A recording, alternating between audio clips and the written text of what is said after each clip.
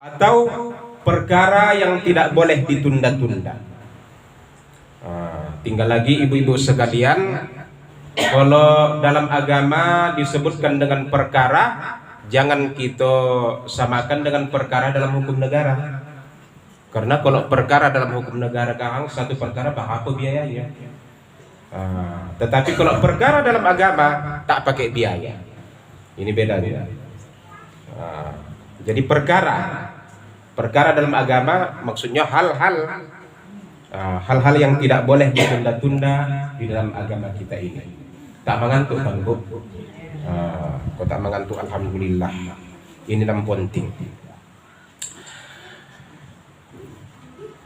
Maksudnya di sini, apabila salah satu di antara sini terniat untuk melaksanakan, maka hendaknya seketika itu juga, apalagi misalnya keadaan kita sudah sanggup, maka jangan ditunda-tunda lagi. Apa saja dia? Yang pertama itu bertaubat dari yang selama ini malas misalnya mengikuti pengajian, tidak tertarik dengan kajian-kajian ilmu agama misalnya, bertaubat menjadi orang yang sangat tertarik dengan ilmu agama.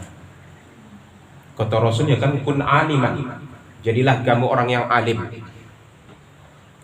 Au muta'alliman, kalau tidak alim pinoma, jadi orang yang belajar, senantiasa belajar.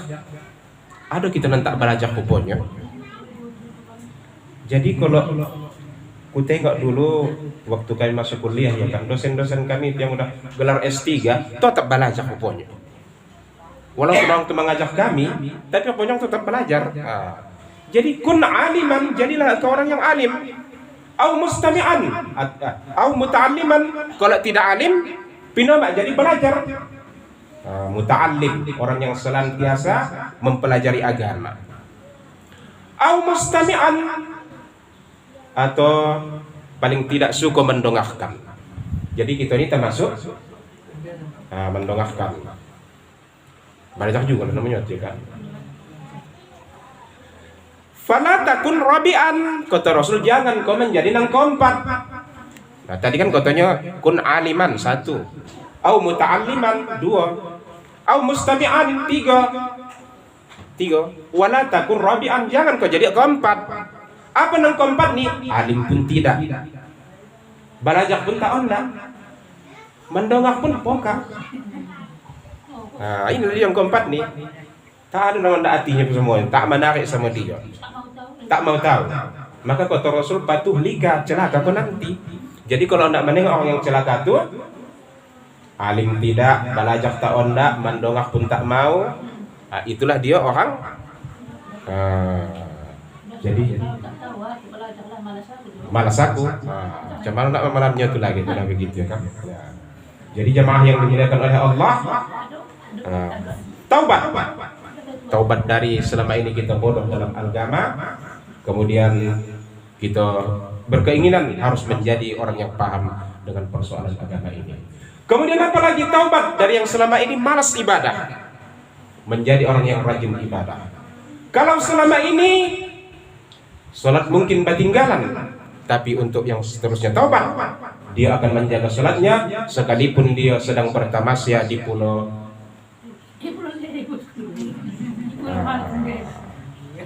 Kan kita ini kan tidak, kok sudah tempat tamasya kadang lupa, asik mandi, udah lagi waktu jual mandi juga lagi, akhirnya habis waktu jual masuk asal mandi juga lagi.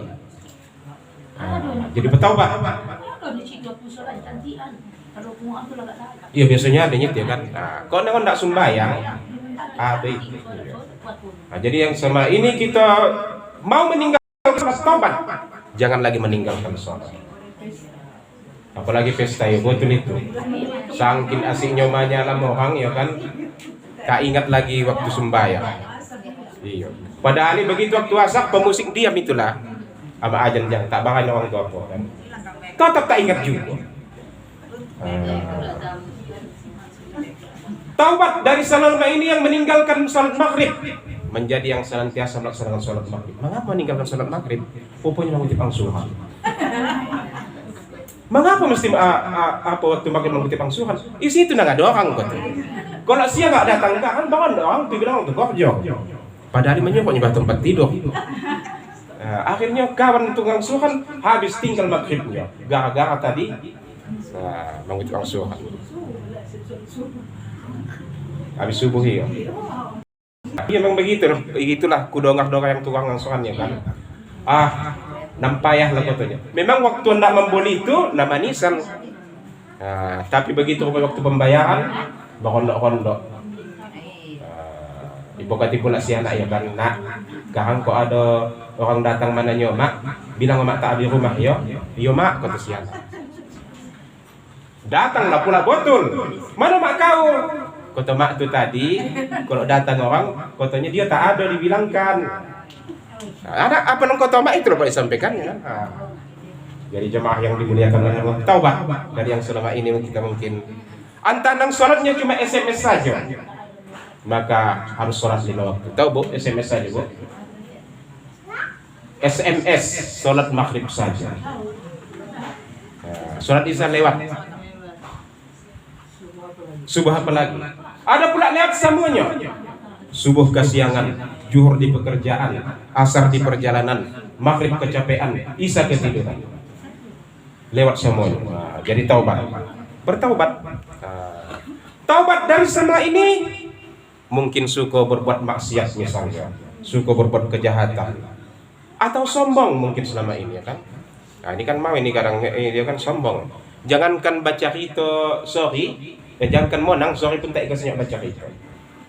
Bagi tak bilang kan mak yang kok saat ini yang masalah duit gawat bah. Semua barang-barang banyak. Alah, kau tuh apa itu? Kami jadi itu maksudnya jangankan monang sorry pun tak kasih. Ini kesombongan. Sahabat dari kesombongan menjadi orang yang tawadu. Jadi jamaah yang dimuliakan oleh Allah, Allah sangat menyayangi orang yang senantiasa bertobat. Innallaha yuhibbut tawwabin wa yuhibbul mutatahhirin. Di situ kan dalam ayat ini disebutkan innallaha yuhibbut tawwabina. Tak dibilang Allah innallaha yuhibbut tabun. Tak begitu. Ada bedanya kok. Tawwabun artinya begini, taubatnya itu tidak sekali, berulang-ulang. Itu maksud tawwabin. Lakukan dosa, ingat kepada Allah, astagfirullahaladzim. Besok tak sadarnya balik lagi astagfirullahaladzim. Jadi berulang-ulang taubatnya. Ini maksud tawwabin. Sesungguhnya Allah sangat menyayangi orang yang senantiasa berulang-ulang melakukan taubat. Jadi ibu-ibu yang dimuliakan oleh Allah, Rasul pula aku bilang, Allah tuh sangat pengampun, sangat menerima taubat seorang hambanya selagi belum di sini. Jadi selama seseorang itu walaupun dia berulang-ulang melakukan dosa, taubat lagi, besok lakukan balik, taubat lagi, tetap Allah terima taubatnya. Jadi jemaah yang dimuliakan oleh Allah, kita tengok dalam surah Al-Imran Allah nyatakan alladzina idza fa'alu fahishatan aw zalamu anfusahum. Orang-orang yang mereka itu berbuat keji. Apa maksud keji ini? Keji adalah dosa besar yang akibatnya tidak hanya menimpa diri sendiri tetapi juga menimpa orang lain. Itu namanya perbuatan keji atau dalam agama namanya fahsya. Jadi apabila dilakukannya bukan dia saja yang kona tetapi bisa mengakibatkan orang lain teraniaya. Au zalamu anfusahum atau mereka menzalimi diri mereka sendiri.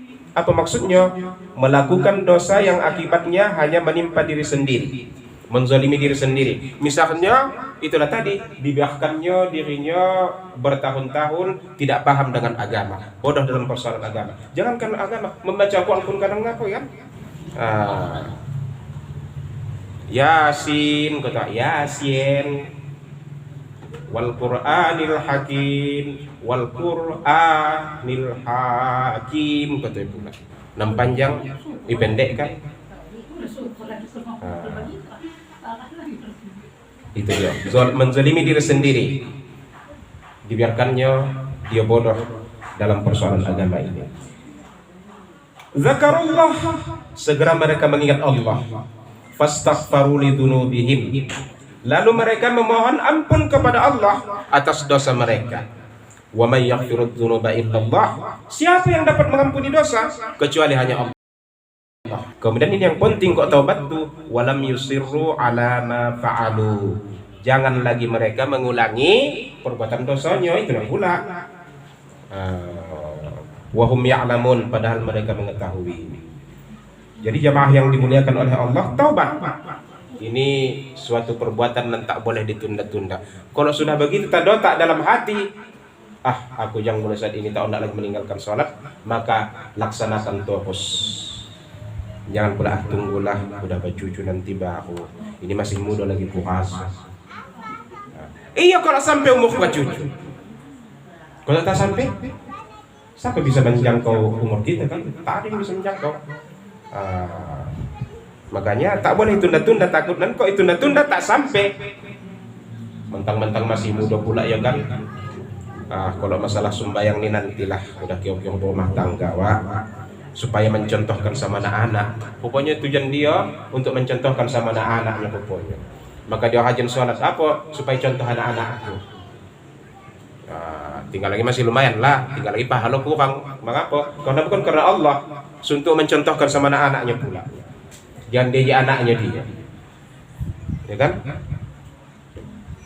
Kadang pernah satu kejadian begini. Ini si anaknya kan dalam agama kalau sudah umur 7 tahun anak tahun nak sembahyang dipukul. Begitu si omak mengambil tali pinggang, sembahyang kau. Datang kau ke sana, aku umur 7 tahun tak sembahyang, omak pukul. Ayah tuh. Tadi dia memak. Libas lah. Itu ya kan. Jadi jemaah yang dimuliakan oleh Allah, taubat ini merupakan salah satu perbuatan yang tidak boleh ditunda-tunda. Kemudian yang kedua, apa namanya? Qada'ud dain, membayar hutang. Jadi kalau begitu kita mempunyai hutang, tiba-tiba suatu ketika dapat hajoki, dibolehkan untuk makan balobih, cocok untuk bayar hutang, maka jangan lain-lain dibolehkan. Jangan dulu pergi ke Serpati hutangnya ada ya kan. Alah nanti aja itu. Pergi ke Serpati 5 kok. Badosa menunda-unda hutang bagi orang yang mampu ya kan. Matul ghani zulmun. Orang yang sudah mampu untuk membayar hutang ditundanya zulmun kata Rasul. Itu suatu bentuk kezaliman. Berarti dia itu menganiaya orang. Makanya tadi aku bilang ya kan yang mengutip angsuran tuh kok berhondok-hondok orang tuh supaya susah kawan mencari gara-gara itu tinggal sholatnya badosa orang itu juga berarti. Tinggalan sholatnya misalnya, ya orang itu juga badosa jadi tahankan. Ya cocok tuh sih ya sama-sama ngapunya. Jadi membayar hutang. Hutang nih kadang memang ada hutang yang disengaja karena suatu kebutuhan. Ya kan, ada suatu kebutuhan. Salah satu kebutuhan itu masalah. Iya. Ini kebutuhan yang tak bisa diampuni. Terpaksa harus berhutang. Atau yang berkaitan dengan sekolah anak. Uang sekolah dia udah tak membayar 7 bulan pokoknya. Datang kepala sekolah kau tak kau bayar hutang kau, uang sekolah kau, pindah 3 bulan, usah kau ikut ujian ya. Terpaksa berhutang. Jadi kok yang seperti ini, gara-gara yang seperti ini pula kau hutang, ini namanya terpaksa. Dari dalam agama tidaklah tercela pula. Ini tidak mau hutang bukan karena itu. Oh tidak boleh HP Android. Ditengoknya kawannya pula main Facebook golak-golak sendiri. Kadang sudut-sudut golak-golak sendiri dia minta masuk tapi ini makin Facebook ini bang. Kalau begitu berhutanglah dulu, jumpailah dulu Bakri pula itu ya kan. Jumpainya Bakri. Bukan karena sesuatu kebutuhan yang apa tadi? Ini bukan karena suatu kebutuhan yang primer. Ini ulahnya ini.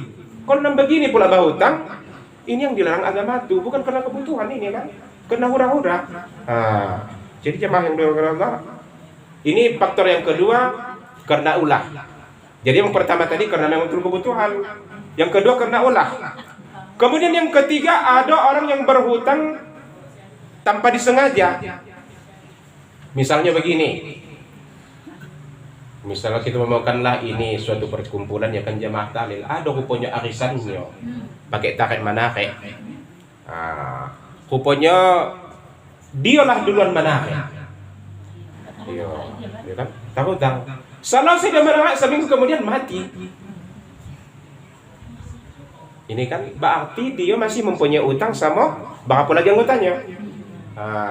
Ini utang yang tak disengaja. Tapi utang juga namanya.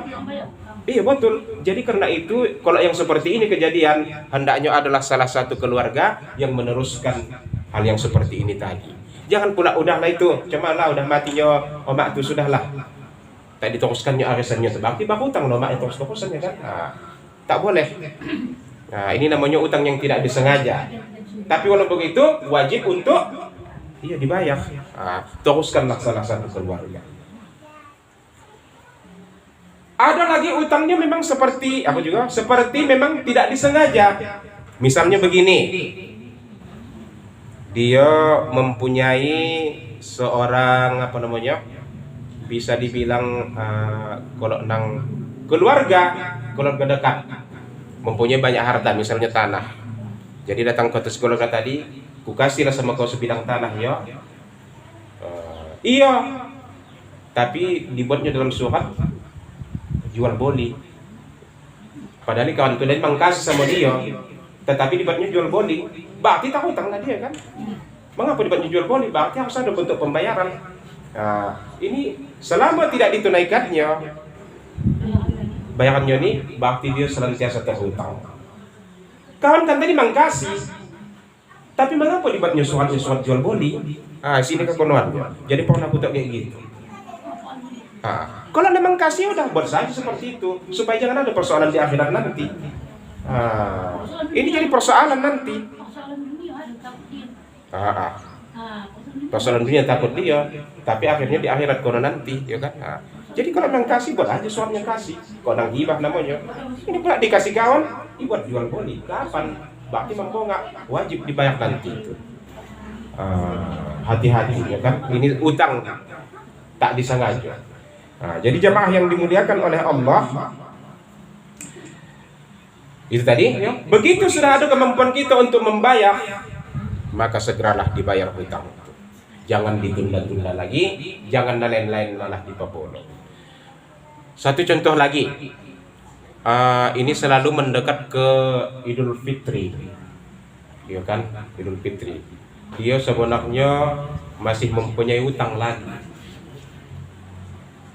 Salah satunya utang air paling tidak, ya kan? Iya. Ada duit untuk membayar, tapi tak mau. Elok dia mencari baju jendela.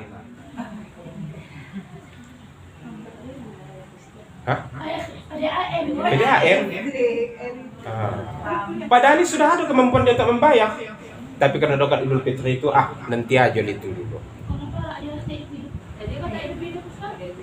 Kota hidup ya. Bayar aja ya. Bulan-bulan sih macam mana ya?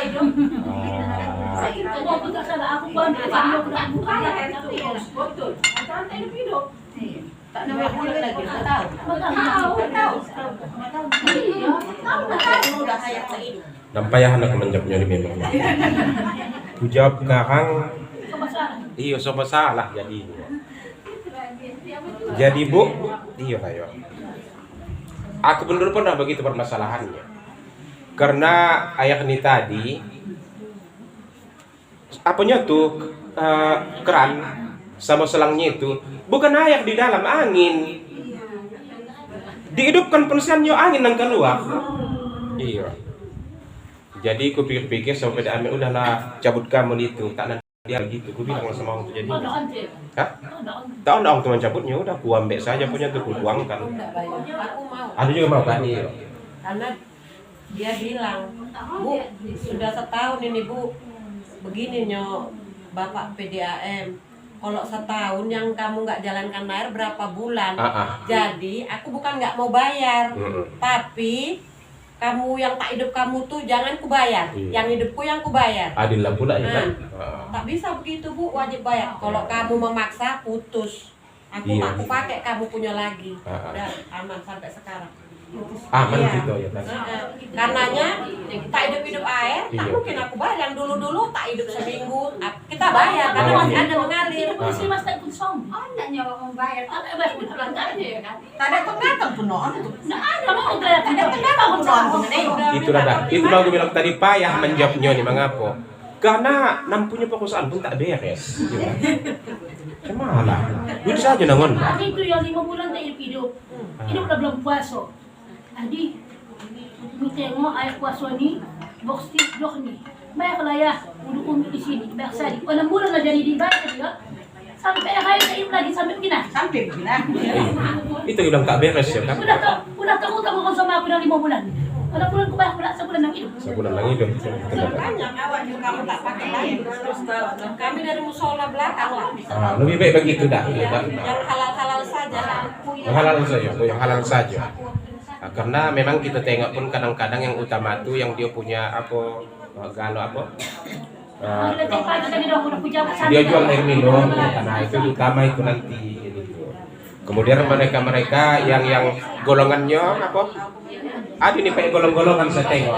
Nah, jadi kok yang golongan bangsawan dua kasus itu memang begitulah. Jadi inilah apa namanya pengaruh kita kan didikan apa penjajahan Belanda itu selama 350 tahun. Jadi pengaruh itu juga maka terjadi seperti ini kan. Jadi sama-sama tak beres memang. Cocok begitu caranya seperti yang saya lakukan pun seperti itu juga. Jadi tadi membayar hutang. Kemudian yang ketiga apa kata Rasul? Jadi Rasul bilang ke menantunya Ali, salasun ya Ali la tuakhir. Wahai Ali, ada 3 perkara